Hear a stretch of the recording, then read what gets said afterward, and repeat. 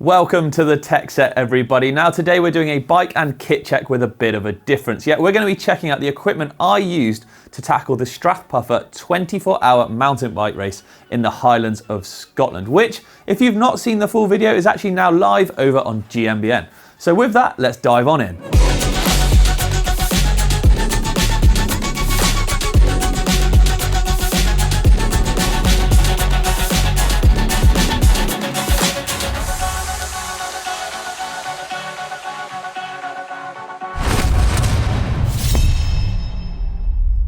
So before we dive into the meat of this video then, why not show the channel a little bit of love by clicking that subscribe button to get all the latest and greatest, and also the bell as well, so you constantly got those notifications on the go for all things GMBN tech.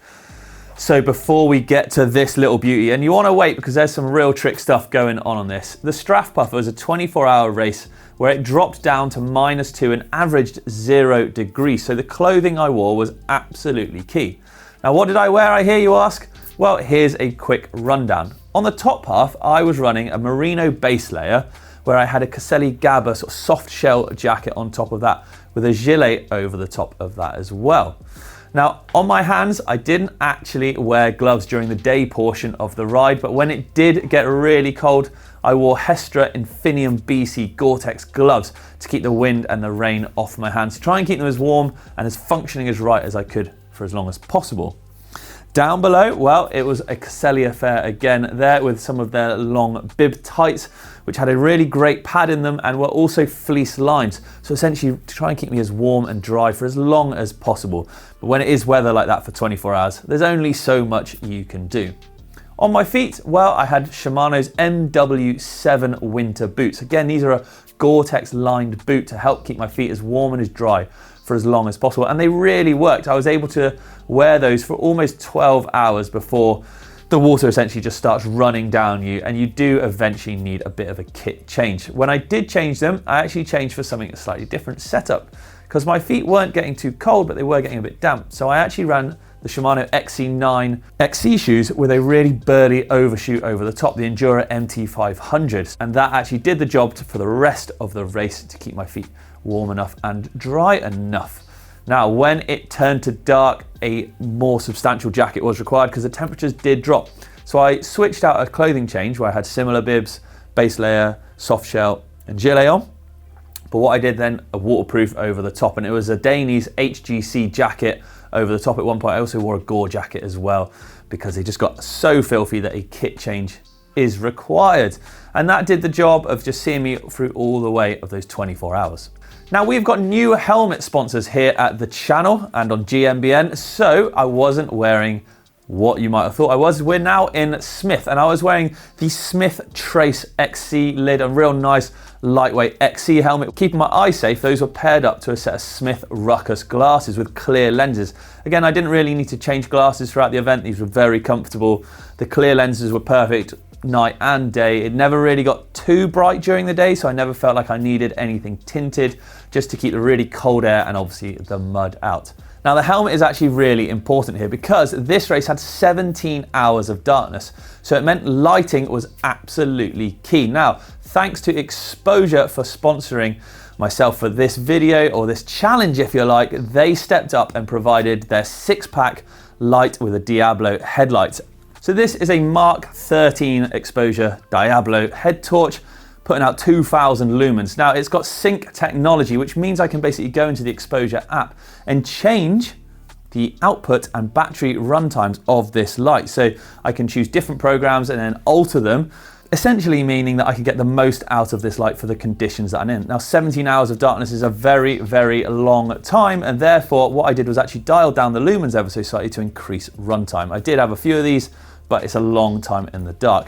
And that's exactly the same with this, the Mark 12 6-pack on the handlebars here. Now, this gives out a maximum 5,250 lumens, and this also has sync technology, but it's also got their reflex technology.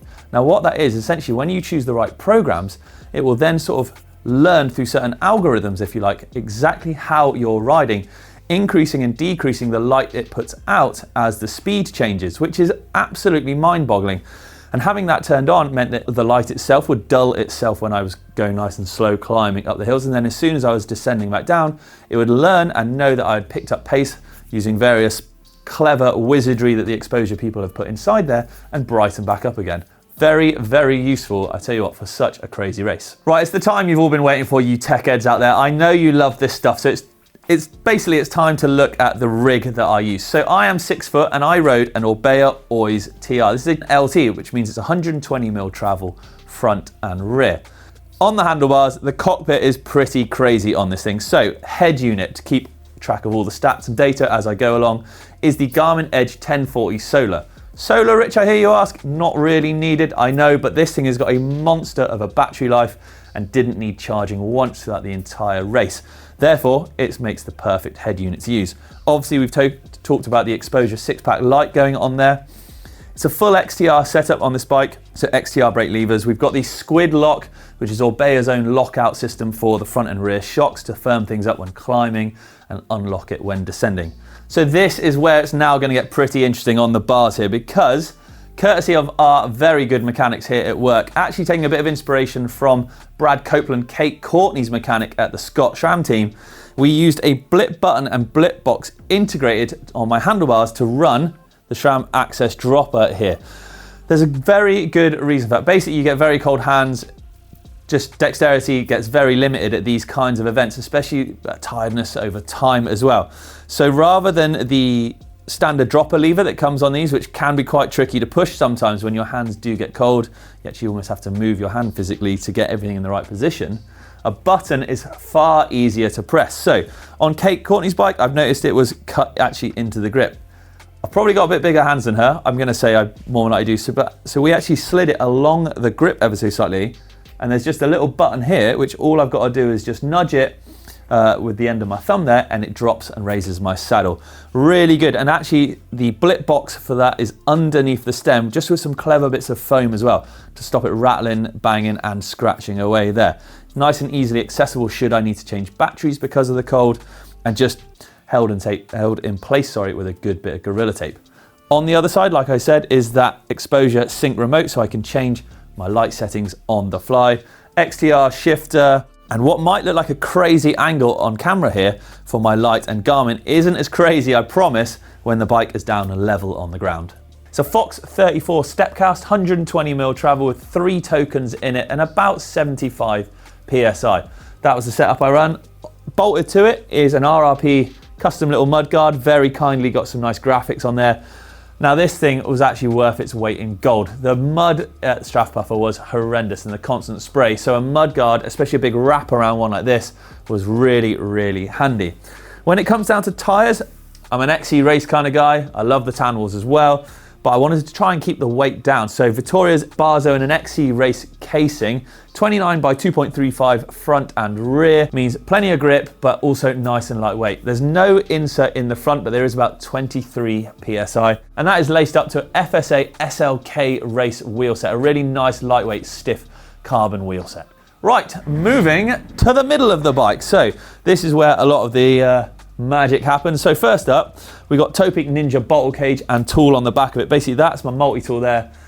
Means I don't have to have anything in my pocket. It's got a chain splitter and things like that, all your essentials on it. Now this thing was actually a really smart upgrade in the end. So the missus was pitting for me and it's very cold. So actually I used a Camelback Podium insulated bottle. Now what she would do is actually fill that up with nice warm Ribena or energy drink, and I'd take that out and it would normally last just about a lap or so, and actually being able to sip on warm liquid, if you like, really was helpful, because otherwise it was freezing, and chugging down like Baltic cold water is actually quite hard to digest at the same time as well, so really useful. Occam Designs boa strap going on here, keeping, again, Topeak tyre levers and chain splitter on there. I've also got a spare tube as well. That thing kept it nice, secure and in tight.